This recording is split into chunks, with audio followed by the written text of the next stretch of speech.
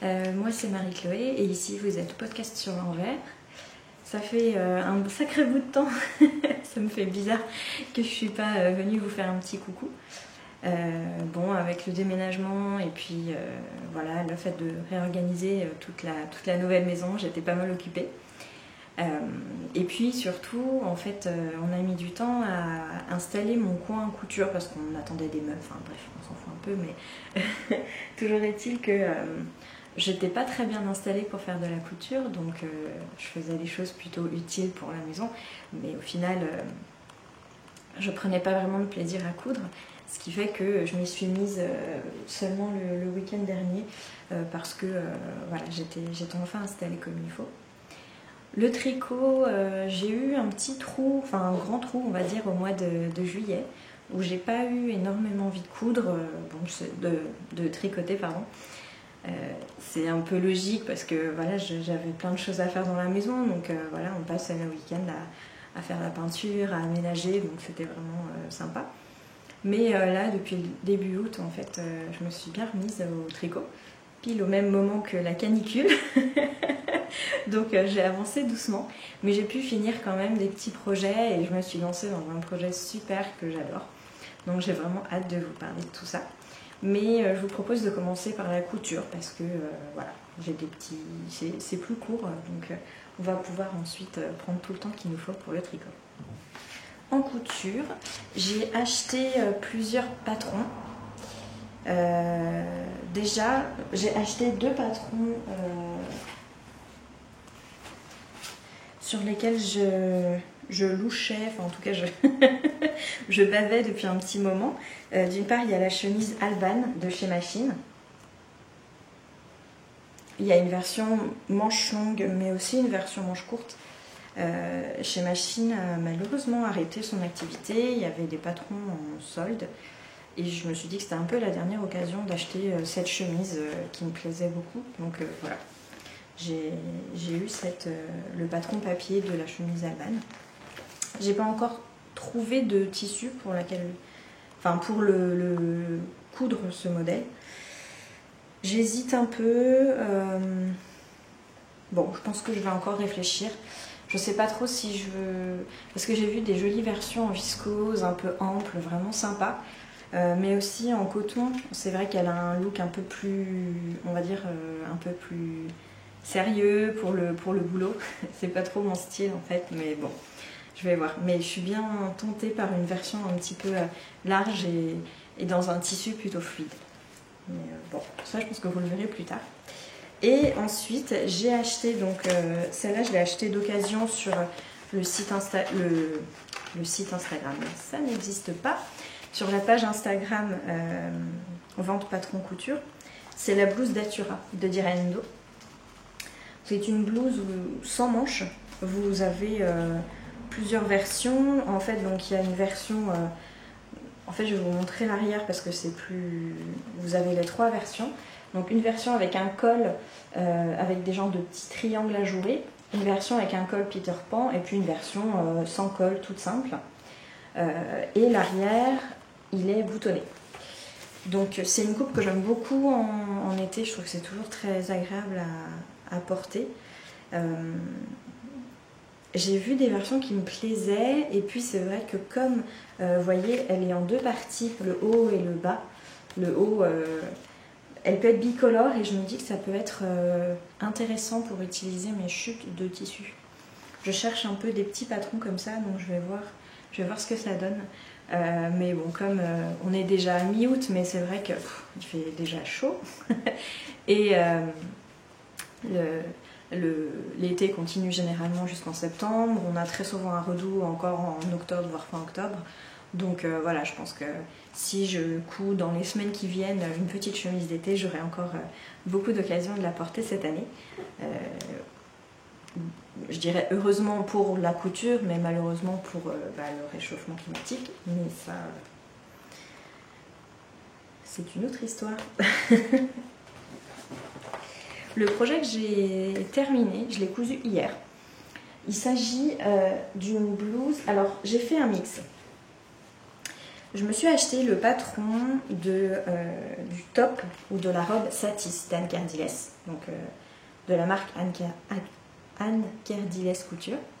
J'ai du mal à parler, c'est la chaleur qui commence à me faire fondre le cerveau. À la base, c'est un top donc, avec une petite basque en bas et des nœuds sur le côté. J'ai acheté 2 tissus pour faire ce haut, donc ce tissu vert, mais j'ai aussi acheté une viscose fleurie, super sympa sur le site d'Anne Kerdiles Couture, parce qu'elle vend aussi en fait des tissus très sympas qu'elle fait en collaboration avec des créateurs. Voilà, il y a une jolie viscose fleurie dans laquelle je veux faire une robe. Donc je veux faire le top, mais rajouter en fait 2 basques pour faire une robe un peu à volant, si vous voulez, mais pas non plus trop large et pas trop longue. Mais toujours est-il que je suis tombée à court de tissu parce que le tuto que je suivais, bon, je sais pas trop ce qui s'est passé, mais toujours est-il qu'il me manque 20 cm de tissu, donc j'ai recommandé 20 cm de tissu. Mais comme j'étais frustrée de ne pas avoir pu finir ma robe, j'ai sorti ce petit plumetis que j'ai dans mes tiroirs depuis au moins 1 an pour faire du coup... Ah, j'ai pas coupé tous les fils. Bon, c'est pas grave, hein, vous voyez. Pour faire un mélange un petit peu de top. Donc, vous avez ici ce petit top à basque que j'adore. Donc le plumetis, c'est une couleur cactus. Je l'ai acheté, il me semble... C'est la fille qui est super, qui prépare vachement les trucs. Je ne sais même plus où je l'ai acheté. Je crois que c'est Pretty Mercery, mais je ne suis pas sûre. C'est un coton qui est très léger, qui est hyper... il est un peu transparent, mais comme la couleur est verte, au final, on voit pas ce qu'il y a dessous, donc il n'y a pas de souci. Mais il n'est pas très fluide. Donc je voulais pas en faire une robe parce que, vous voyez, la basque, elle s'élargit quand même un peu. Elle n'est pas très souple, ce qui fait que du coup la robe elle serait un peu pouffante, un peu effet meringue. Là je pense que ça serait pas top. Voilà, donc je l'ai gardé pour faire le top. Le top rentre dans 1 mètre de tissu pour la taille 38 que j'ai faite. J'ai fait 2 modifications. Donc j'ai fait le top Satis en suivant les explications du top Satis, sauf que j'ai fait, comme vous voyez, un col arrondi devant. Parce que voilà, comme j'ai fait la robe a le col V derrière et le col V devant, mais là j'avais envie de changer. Du coup j'ai repris l'arrondi du patron M comme Mistral et j'ai raccourci un tout petit peu la basque parce que je trouvais que sur moi, comme je suis petite, elle tombait un petit peu trop longue, elle arrivait en dessous des fesses, c'était pas ce que je voulais. Donc voilà, j'ai fait... Je l'ai raccourci de quand même 5 bons centimètres. Donc voilà. Mais c'est un top qui est facile à coudre. En plus, vous voyez, il y a les... J'arrive plus à parler, je suis désolée. Vous avez une doublure à l'intérieur, ce qui fait que les bretelles sont cousues sans couture visible.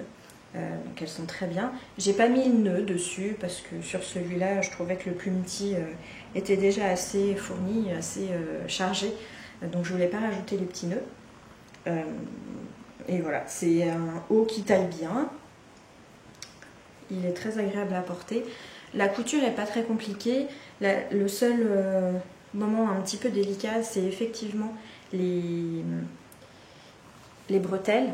Mais c'est très bien expliqué, donc voilà, il ne faut pas se tromper, donc on coud l'avant, on coud l'arrière, et après, en fait, on fait une manip où on met la bretelle avant dans l'arrière, et puis on fait ressortir un petit peu, donc là, il faut être minutieux pour arriver à coudre correctement les côtés, en gardant les bonnes marges de couture, en ne prenant pas, en fait...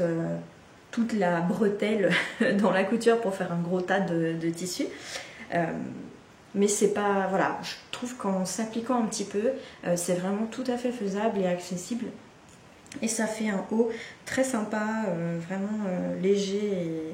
Et je sais pas trop, je dirais 4-5 cm d'aisance positive, ce qui fait que pour l'été, on n'est pas dans un truc qui serre, qui est engoncé et qui tient chaud. On est dans un haut léger et frais, qui est vraiment très agréable à porter.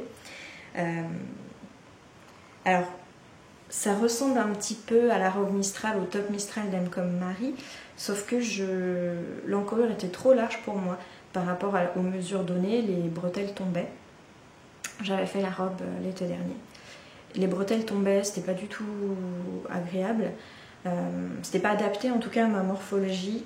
Du coup, comme j'ai fait la robe Satis et que il me manque juste le bas à finir, donc j'ai pu tout à fait l'essayer. Et j'ai vu que là, les mesures et les bretelles sont tout à fait adaptées à ma carrure. C'est beaucoup mieux. Le décolleté en V devant et dans le dos, il est très bien, il tombe très bien sur moi. Donc voilà, j'ai vraiment beaucoup aimé le coudre et il se coud très facilement. Voilà, comme je vous disais, pour les bretelles, c'est peut-être un peu plus délicat, mais pour l'avoir fait 2 fois de suite, une fois sur la robe, une fois sur le haut, une fois qu'on a compris comment ça fonctionne en fait sur l'un, on peut refaire la technique une 2e ou une 3e fois. Vraiment, pour moi, il n'y a rien de techniquement difficile du moment qu'on prend son temps et qu'on est un petit peu, qu'on fait attention aux détails pour avoir quelque chose de bien propre. Voilà.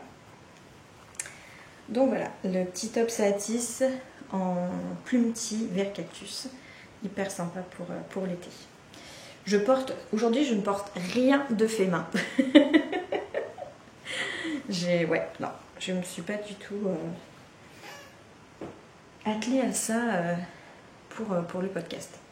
C'est pas bien, il paraît, mais bon, tant pis. Allez, on va passer au tricot parce que j'ai pas mal de petits projets super sympas dont j'ai très envie de vous parler. Alors, tricot. Vous savez que j'ai emménagé dans un village qui est je suis à 4 km ou à 5 km d'un village qui s'appelle Tricot. Non mais bref, enfin, bon, du coup je viens de vous dire où j'habite, mais je crois qu'il n'y en a qu'un seul en France, mais c'est dingue. Il y a un village en France qui s'appelle Tricot. Ça n'a rien à voir avec le tricot et ils n'en ont rien à faire du tricot. Je crois que ça vient d'un ancien mot... d'un mot en ancien français avec une histoire où il y a 3 coques en fait. Donc c'est tricoque plutôt que tricot de tricoter. Mais du coup à chaque fois que j'y passe, je suis trop contente. Mais tout le monde s'en fout. Donc oui, le tricot. Je vais vous parler de ma veste parce que je vous l'avais présentée la dernière fois. Donc c'est une veste qui est... Ouh là là, j'ai un peu fait tomber la moitié de mes affaires. Allez. Donc il s'agit de la veste Gentle Morning de Trin Anneli Design. Je vous en avais parlé donc mes 2 podcasts précédents parce que je l'avais commencé, j'avais bien avancé, je m'étais complètement gourée dans la taille, le nombre de mailles, les augmentations, enfin j'avais rien fait de bien en fait dès le début. Donc je l'ai recommencé, j'ai pris une taille d'aiguille en dessous. Et là, c'est la veste parfaite pour les petits matins frais. Donc, je vous la montre un petit peu en entier dans toute sa splendeur. Ah oui, j'ai pas rentré les fils ici non plus. Pourtant, ça fait un bout de temps. Je l'ai terminée depuis... il me semble que je l'ai terminée fin juin. Et oui, juste avant de plus avoir envie de tricoter en fait pendant le mois de juillet. Et je la porte beaucoup parce que du coup, on a maintenant dans la nouvelle maison, il y a un joli espace dehors, donc on peut prendre le petit déj dehors le matin, c'est hyper sympa. Et je mets beaucoup cette veste quand il fait frais pour les matinées bien fraîches.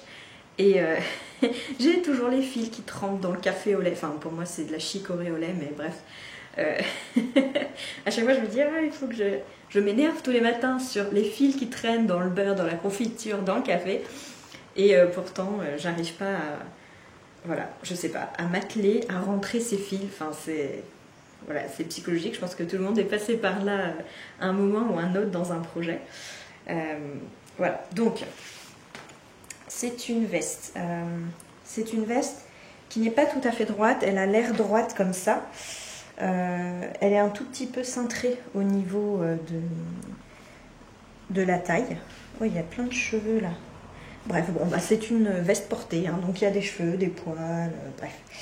Le col est un petit peu haut, donc normalement il devait faire 14 cm. Moi je l'ai réduit à 10 cm parce que je trouvais que c'était mieux. Et donc on retrouve ce point de côte brisée, en fait, je crois que c'est côte brisée, sur les côtes du col, les côtes des manches. Donc les manches, vous voyez, on commence les côtes très en avant. Là vous voyez une petite démarcation, c'est simplement parce que j'ai fait les manches longues parce qu'en hiver j'aime bien avoir des manches bien longues, mais là en été je retrousse souvent les manches.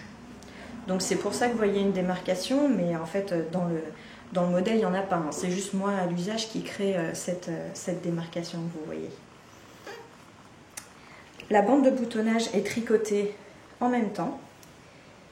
Et à la fin, vous avez une bande de côte qui se termine de manière décorative avec des côtes, vous voyez, un petit motif comme ça de côtes qui vont aller en descendant. Et on retrouve ce motif sur l'arrière également. Voilà. Donc en fait on tricote le haut, ensuite on tricote le corps. Et puis petit à petit, on rajoute ces bandes de côte qui font un effet super sympa. C'est un bel effet texturé. Elles sont aussi en côte brisée. Hein. Elles ne sont pas en point envers complètement. Donc elles sont un petit peu plus subtiles et l'effet texturé n'est pas tout à fait le même. En tout cas, ça ne resserre pas le tricot comme pourraient le faire des côtes simples. Les côtes vont vraiment resserrer le tissu. Là, étant donné que la maille arrière, elle n'est faite qu'un rang sur deux, ça a moins cet effet de resserrer le tricot comme le font les côtes d'habitude. Je vous la passe, mais alors vraiment très vite.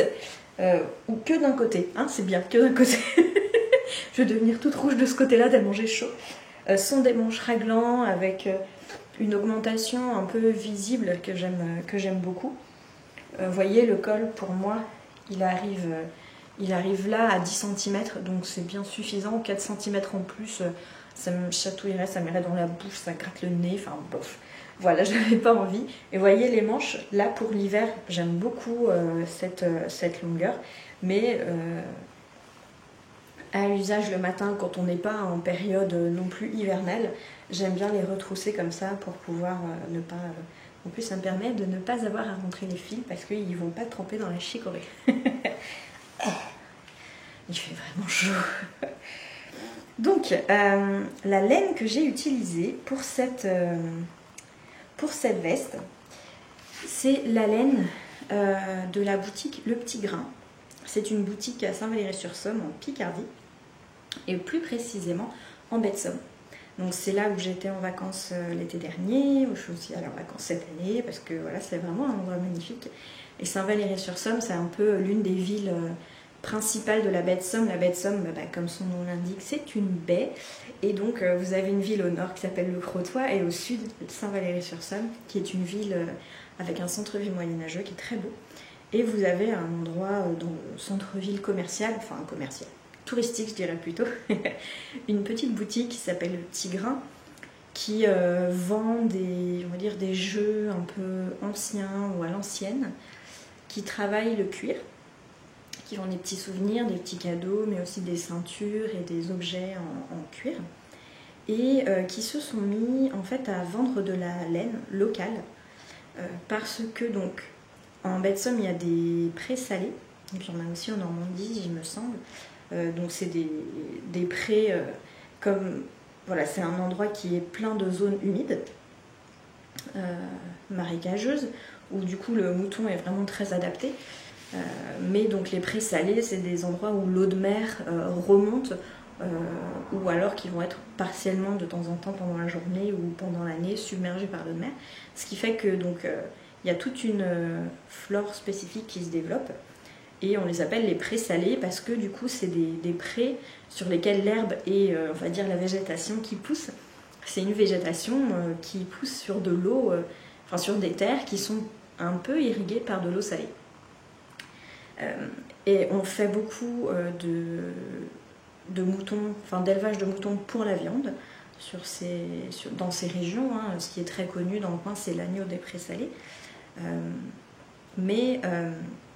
Du coup, l'idée à la base de la laine, le petit grain, c'était de valoriser la toison des brebis, en fait, qui du coup parcourent les prés salés avec leurs agneaux tous les ans.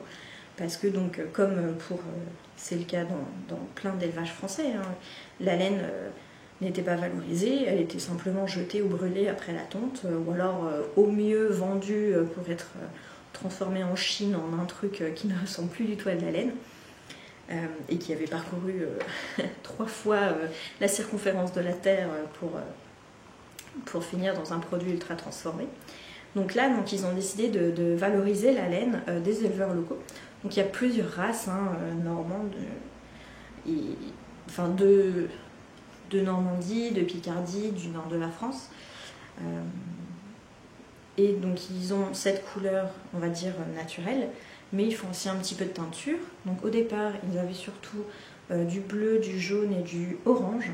Et là, cette année, ils ont commencé, si j'ai bien compris, pendant le confinement, en fait, à faire de la teinture végétale avec les plantes qu'ils trouvent en baie de Somme. C'est vraiment très beau. J'avais fait un concours sur mon dernier épisode pour faire gagner en fait 4 mini échauds. Donc en fait c'était 100 grammes de laine qu'ils avaient teint avec 4 ils avaient teint 4 mini de 25 grammes tout simplement, avec des plantes locales, et c'est super beau. Les couleurs qu'ils ont mises en vente, en tout cas je sais pas, enfin ils ont dû tomber sur plein de couleurs différentes, mais les couleurs qu'ils ont mises en vente, elles sont vraiment hyper sympas. Vous pouvez les acheter sur internet, vous pouvez aussi les acheter sur place, donc ça peut vous faire l'occasion de faire des petites vacances en baie de Somme. Mais voilà, c'est une laine que je trouve vraiment très sympa. Elle est sèche, mais moi j'ai trouvé qu'elle pique sur la peau nue au début, les 2-3 premières fois que je l'ai portée. Et après un lavage, j'ai trouvé qu'elle était plutôt sèche, par exemple, mais pas piquante. Elle tient très chaud, comme toutes les laines non superwash. Hein. Oui, c'est des laines non superwash. Je vous l'avais pas précisé, mais voilà. Je pense que ça se voit. Elle tient vraiment très chaud. Et c'est une laine qui est tout à fait adaptée aussi pour faire du jacquard, si vous voulez. Vu que maintenant, ils ont pas mal de couleurs différentes. C'est vraiment sympa. Elle se tricote sur plusieurs échantillons différents. Vous voyez, moi, je l'ai tricotée en 3,5. Mais au départ, je l'avais tricoté en 4, et en 4, ça donne aussi quelque chose de vraiment sympa. Donc, c'est plutôt une déca, mais si vous voulez jouer un petit peu avec les épaisseurs, il y a vraiment moyen de faire des choses et d'avoir une laine qui va gonfler au lavage et qui ne va pas forcément avoir un échantillon trop lâche si vous augmentez à 4, voire peut-être 4,5. J'ai pas essayé, mais je pense que ça vaut le coup de tenter. Ça fait vraiment une belle... Enfin, je veux dire, vous voyez, ça fait un tricot très régulier, très joli. L'écru est un petit peu jaune, très légèrement. Et je pense que pour les personnes qui font aussi de la teinture à la maison, voilà, un petit bain de pelure d'oignon par exemple, ça peut lui donner une jolie couleur sympa, orangée, qui peut faire des choses très cool, je pense, sur cette petite laine. Bon, en tout cas, voilà, le gilet Gentle Morning de Trinanelli, un super gilet, donc pour les matins, comme son nom l'indique, que j'aime beaucoup porter et que j'ai adoré tricoter, même si je l'ai tricoté 2 fois. Alors, mon deuxième projet terminé, c'est un projet que j'avais déjà terminé, que j'avais déjà tricoté, et que j'ai décidé de détricoter et de retricoter. Alors, il s'agit du débardeur Del Sol. Donc je l'avais tricoté l'été dernier, j'ai acheté la laine au Knit-It. Donc ça donne l'impression, avec tout ce qui s'est passé, j'ai l'impression que c'est une vie antérieure. Les festivals de laine, les lieux où on pouvait un peu se retrouver. Mais non, c'était en fait il y a un peu plus d'1 an, à Lyon, en avril, au Knit-It, chez la Night Tricot, j'avais acheté la Soft Silk de Bességarn, qui est donc de la bourrette de soie. Et en jaune, voilà, comme vous voyez, jaune un peu moutarde, avec des... Quand on le met à côté de mon débardeur, on dirait qu'il a un peu des reflets verts de temps en temps, mais voilà, chacun voit la couleur qu'il veut. J'avais tricoté le Del Sol l'année dernière en taille M, avec une couleur contrastante parce que je n'avais pas eu assez de laine pour le terminer. Mais au moment du blocage, le truc s'était beaucoup étendu. Enfin, il s'était élargi, il s'était agrandi. Au début, enfin, je me suis dit bon, je vais essayer, je le porte avec un débardeur en dessous et puis ça ira bien. Et au final, j'arrivais pas trop, enfin voilà, à l'essai comme ça, je me suis pas retrouvée à le porter tant que ça. Surtout qu'il était au final très ajouré, donc j'ai pas de débardeur jaune, donc un débardeur blanc en dessous c'est pas très joli sous du jaune comme ça. Bon. Donc voilà, je prenais pas beaucoup de plaisir à le porter. Donc je me suis dit, bah voilà, au lieu d'avoir un tricot que je ne porte pas au fond de mon placard, je vais le détricoter, je vais le retricoter. Donc cette fois-ci, j'ai pris la taille S, sans trop savoir comment ça allait réagir au blocage, et j'ai fait quelques modifications. Donc le top Del Sol, à la base, c'est un top, donc là par contre les encolures, c'est les encolures de base. C'est-à-dire que vous avez une encolure arrondie et une encolure en V. C'est un top qui est réversible, donc on peut mettre l'encolure en V devant ou derrière. Ça, c'est chacun son truc. Pour ma part, je le porte plutôt avec l'encolure en V devant et... Non, l'encolure en rond devant, l'encolure en V derrière. Les bretelles sont faites en double knitting, qui est une technique, le double tricot, je vous en avais parlé dans le podcast où je vous présentais justement le premier débardeur Del Sol que j'avais fait. C'est une technique que je n'avais jamais faite mais qui est très bien expliquée dans le patron, même si elle est en anglais. C'est beaucoup plus simple que ce à quoi je m'attendais. Je me suis dit bon, on va essayer. Voilà, vous savez, quand on connaît pas trop, on suit un peu les instructions sans vraiment savoir ce qu'on fait.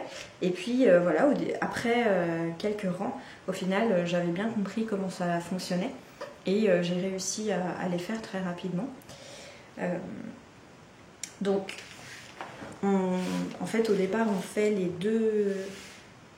deux bretelles et après on va tricoter l'avant, joindre, faire jusqu'aux aisselles. Normalement il faut tricoter tout le devant, on reprend les mailles qu'on avait laissées en attente au niveau des bretelles, on tricote tout le derrière, on coud avec un I-cord et voilà. Mais comme je voulais utiliser tout mon écheveau, parce que j'avais un écheveau entier et j'avais pas envie d'avoir 20 grammes de bourrette de soie qui reste, je n'aurais pas su quoi en faire. C'est quand même une laine qui est un petit peu spécifique, qui ne se marie pas forcément très bien, je trouve, avec une laine de mouton. Enfin, ça n'a pas le même rendu, quoi. Donc je voulais utiliser tout mon écheveau. Du coup, j'ai fait le devant jusqu'aux aisselles ici. J'ai mis en attente, j'ai fait l'arrière et j'ai terminé jusqu'aux aisselles. Et après, j'ai tricoté en rond, tout simplement. J'ai juste fait une maille en vert, je ne sais pas si vous la voyez bien, au niveau des côtés. Et j'ai terminé avec un I-cord. Donc il me reste peut-être 2 grammes parce que forcément... Pour l'I-cord, on ne peut pas très bien prévoir la manière dont ça va, la quantité de laine dont on va avoir besoin. Mais voilà, je suis contente maintenant du résultat. Je le porte très souvent. Alors, il est un petit peu court, effectivement. Il arrive au-dessus du nombril. Donc, je le porte toujours avec un débardeur ou par-dessus une robe. Enfin, bref, après, on en fait ce qu'on veut. Hein. Mais là, je le porte beaucoup plus volontiers. Il fait partie... Voilà, de la garde-robe habituelle que je porte et je le trouve très bien. Je vous le passe pour vous montrer rapidement comment il tombe. Voilà. Vous voyez, donc mon nombril est ici, donc il tombe un petit peu haut, mais il est large, mais juste ce qu'il faut. Donc voilà, moi je le trouve vraiment sympa. Il tient pas trop chaud. La soie, ça tient quand même un petit peu chaud, hein, c'est une doublure qui tient bien chaud dans les vêtements d'hiver. Donc lui, c'est vrai que comme de toute façon je mets un débardeur ou une robe en dessous, c'est vrai que je le porte pas pendant la canicule, mais je le porte pendant tout l'été. Voilà, là je l'ai quasiment porté toutes les semaines, ça passe super bien au lavage. Donc j'avais tricoté bien serré et effectivement il s'est encore un peu agrandi au lavage, mais j'avais prévu, donc voilà, j'avais quelque chose à la fin du tricot qui était vraiment tout petit, tout rabougri et au moment du blocage ça s'est un petit peu ouvert. Mais voilà, il faut vraiment savoir que cette laine, alors c'est peut-être moi, hein, parce que j'ai vu nulle part ailleurs des personnes qui disaient ça, donc finalement c'est peut-être juste ma façon de tricoter, mais c'est une laine qui pour moi se détend beaucoup au lavage. Donc voilà, il faut juste faire un petit peu attention à ça. Le top est effectivement réversible, moi je le porte que du côté jersey parce que au final c'est ce que je préfère. Voilà. Donc voilà, top del sol, la deuxième fois c'est la bonne. Donc maintenant c'est devenu un petit top d'été que j'aime beaucoup porter, hein, à l'inverse de ce que j'avais fait l'année dernière qui était en fait un remplisseur d'armoire. Voilà. Et ça permet aussi de tricoter sans acheter de laine, tout simplement en détricotant et en retricotant un projet avec une laine très sympa, mais finalement des fois ça arrive de se tromper, de louper l'association laine-projet ou de se tromper de taille ou voilà, d'avoir un fil qu'on n'a pas l'habitude de tricoter, qui réagit pas comme on en a l'habitude. Et du coup, au lieu de... Moi, souvent, ces projets, je me dis, bon, ça va pas, je sais que soit je sais que je vais pas le mettre, soit je me rends compte au bout d'un moment que je le mets très peu. Donc, je les laisse en vue. Et puis, de temps en temps, quand j'ai un petit moment, je détricote. Et après, je commence à cogiter sur ce que je vais pouvoir faire avec le fil. J'ai aussi en projet de détricoter un autre gilet avec une laine que j'adore. Et j'ai peut-être même envie de refaire exactement le même modèle, mais juste dans une taille en dessous. Enfin bon, on n'y est pas hein, pour le moment. Là, je vais vous parler de mon projet en cours qui est super cool. Je vais boire un petit coup avant. Donc, mon projet en cours, c'est un gilet. Parce que j'avais dit cette année que je tricoterais des gilets. Et je m'y tiens plutôt bien, étant donné que là, j'en suis sur mon deuxième gilet de l'année. Donc voilà, plutôt sur une bonne voie. Alors, je vais peut-être vous parler du patron avant, parce que je vous en parle rapidement. De toute façon, je vous en parle plus précisément à chaque fois quand j'ai fini. Mais je vous parle du patron avant pour que vous compreniez un petit peu ce que je vais vous montrer, parce que c'est pas forcément évident quand on ne l'a jamais vu. Il s'agit d'un modèle de la maison Riley. Donc la maison Riley, c'est vraiment une designeuse que j'adore. Je trouve que ce qu'elle fait, c'est vraiment très original. Très original. Elle a un sens des couleurs super. Elle trouve toujours des très belles couleurs, des associations de couleurs hyper sympas.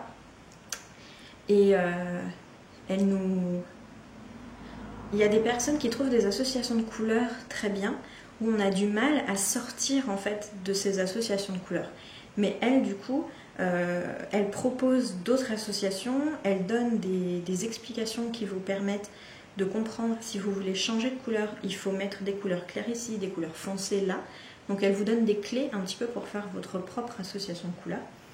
Et puis elle choisit des testeuses qui font aussi d'autres associations, qui ne font pas forcément l'association de couleurs qu'elle a choisie, ce qui permet un petit peu de voir d'autres choses. Et c'est une de ces testeuses qui a inspiré la couleur principale que j'ai utilisée. Donc il s'agit du gilet Winston. Donc c'est un gilet qui est sorti il y a un petit bout de temps. Ça doit bien faire un an. Oui, 2019. Donc ça fait à peu près un an. C'est un gilet, donc j'essaie de vous trouver une vue un petit peu sympa. C'est un gilet qui n'est pas fermé, donc c'est un gilet qui est ouvert et qui s'évase un petit peu. Donc il n'est pas fait pour vraiment emmitoufler, il est plutôt fait pour habiller une tenue, je dirais. Et j'ai vraiment fléché sur la coupe. Donc là déjà vous voyez un petit peu, je pense que c'est celle-là qui le montre le mieux.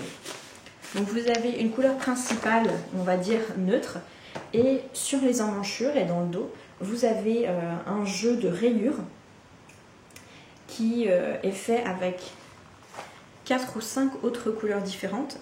Donc là on a l'impression qu'il y a un petit peu du bleu, du jaune, du gris, Mais en fait, il y a beaucoup plus de... Je vous le montre pas très loin parce que je veux pas vous montrer le patron. Pas de très près parce que je veux pas vous montrer le patron. Mais du coup, voilà, le jeu de rayures, il y a beaucoup plus de couleurs que ce à quoi je m'attendais en regardant juste les photos de ce qui avait été fait précédemment. Et c'est hyper bien pensé. Il y a une manière de tricoter que je n'avais jamais vue avant pour faire les rayures. C'est très très drôle. Un sorte de jeu de texture si vous voulez, mais de jeu de relief aussi. C'est super bien fait. Et je ne sais pas si elle l'a inventé, mais en tout cas, elle s'en sert dans ce modèle d'une manière très intéressante. J'avais jamais vu ça. Donc c'est un gilet qui est chauve-souris. Hein, c'est les... Vous savez, on commence à faire la bande dans le dos, et puis après, on fait les devants, on rejoint et on tricote. Donc, pour ma part, j'ai pris donc, cette belle couleur, c'est du brun clair, un peu beige rosé, pour la couleur principale. Et là, vous voyez, vous avez le dos et les manches. Les manches, on va venir rajouter une grande bande de côte. Donc elles sont 3/4. Là pour l'instant c'est des manches courtes, mais elles seront 3/4 quand il sera fini. Et donc pareil, j'ai fait un jeu de couleurs un petit peu dégradées. C'est pas tout à fait le même rendu que ce qu'elle a proposé. Mais du coup j'aime beaucoup ce que j'ai choisi. C'est un petit peu plus sobre. Et je voulais pas aller sur du noir ou du gris foncé comme elle parce que tout simplement le prochain gilet que je vais tricoter c'est un gilet noir. Là j'ai tricoté un gilet écru, donc je voulais aller sur des couleurs un peu différentes. Je la tricote en laine, la base s'appelle Sunday, c'est de la marque Sandnes Garn qui est une filature norvégienne qui a fait un joli dégradé de marron dans des tons très chauds, chaleureux et que j'aime beaucoup. Bon, voilà, je vous en parlerai un peu plus quand il sera terminé. Là, il me reste environ 20 cm de corps à faire. Et après, je fais la bande de côte, en fait, sur tout le gilet et les manches. Donc, je pense que j'en ai pour environ 2 bonnes semaines de tricot. Enfin, toujours est-il que dans le prochain podcast, normalement, je vous montrerai fini. Voilà. Donc ça c'est les... J'ai plus les étiquettes, rien du tout, donc là ça sert pas forcément à grand chose que je vous parle de ce gilet, mais en fait je m'éclate à le tricoter et je le trouve super beau et j'ai vraiment hâte de le porter parce que j'adore le rendu, c'est original et c'est quelque chose, je trouve que le rendu est original mais c'est quand même fait avec des couleurs qui peuvent s'accorder avec plein de choses. Voilà, c'est pas un truc qui pour moi est trop coloré que je porterai quasiment jamais. Je pense que ça va devenir un des...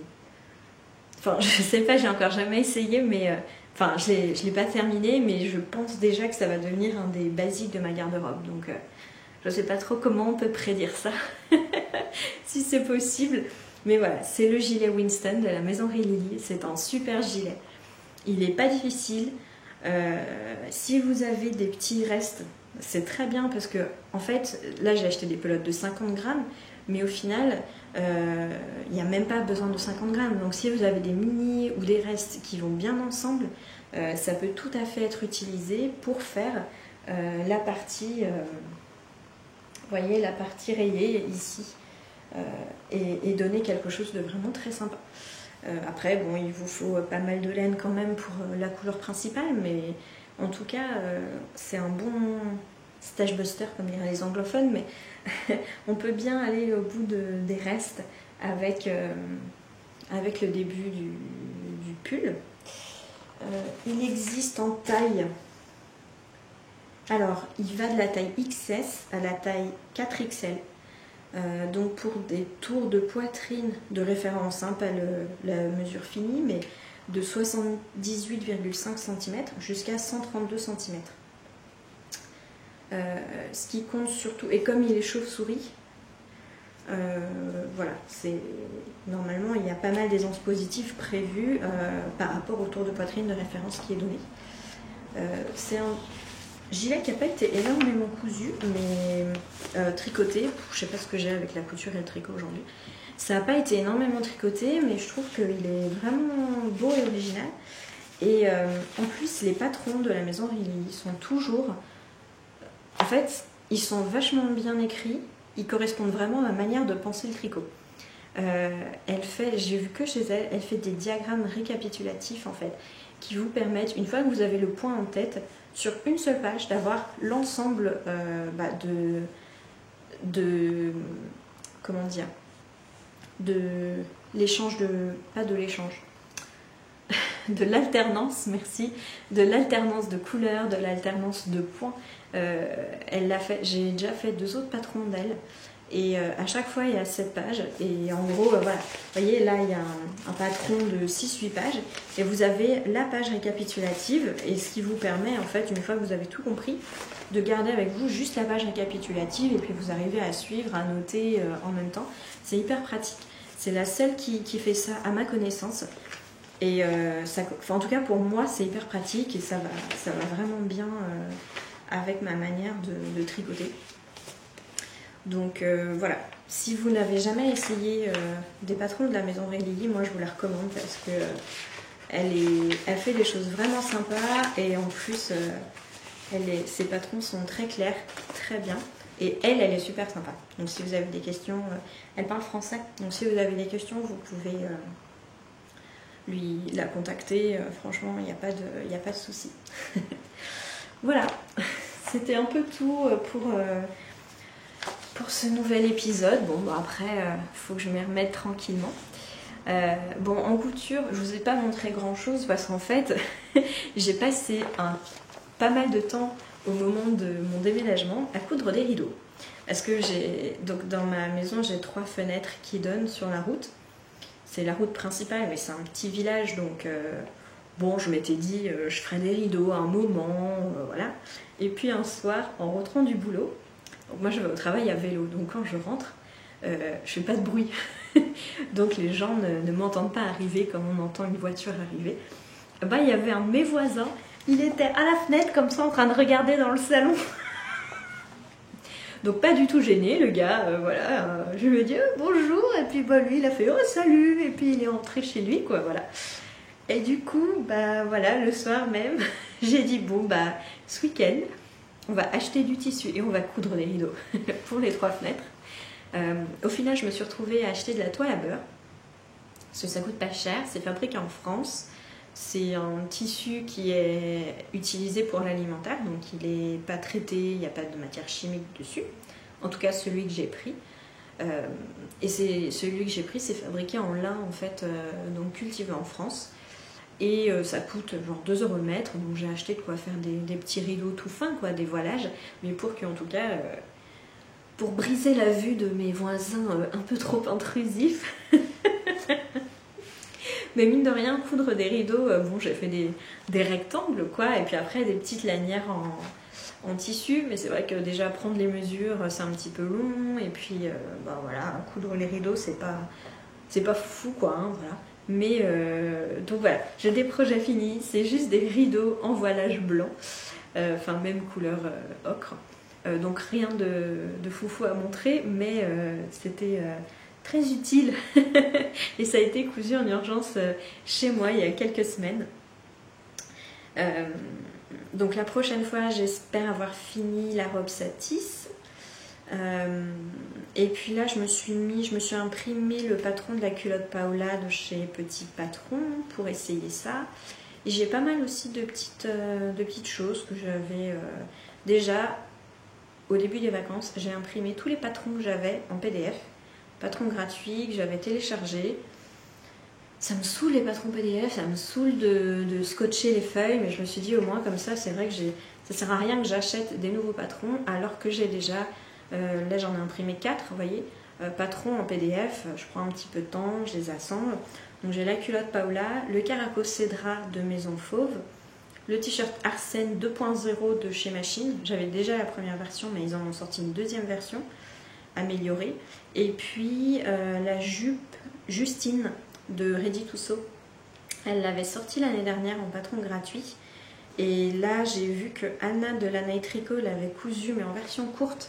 C'est vrai que j'avais jamais téléchargé ce patron parce que c'est une jupe midi et moi, c'est pas trop mon style.